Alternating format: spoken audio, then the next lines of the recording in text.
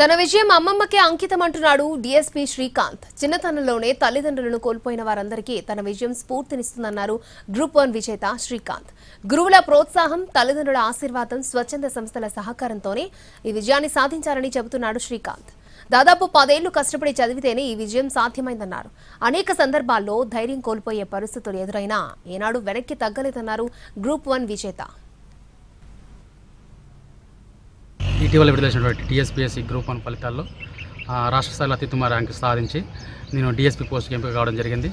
వాస్తవానికి ఏంటంటే ఒక 10 ఏళ్ల సంది దీన్ని ప్రిపేర్ అవుతున్నాం, కానీ ఈ గ్రూప్లో అనేకమైన రద్దులు కావడం, లీకేజీలు కావడం, వివరాలన్నీ జరిగినాయి గత ప్రభుత్వంలో.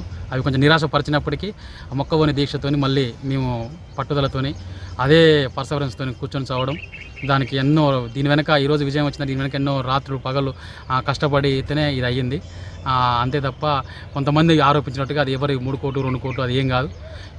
ఒక్క కోటి రూపాయలు నాలాంటి నిరుపేదను, నాలాంటి ఆర్ఫన్ను ఇలాంటి ఉద్యోగం వచ్చిందనంటే అది ప్రభుత్వం ఎగ్జామ్ పెట్టడం, దానికి తదనుగుణంగా మేము కూడా ప్రిపేర్ కావడం ఎంతో కష్టపడితే వచ్చింది తప్ప ఇట్లాంటి ఆరోపణలు తగదు.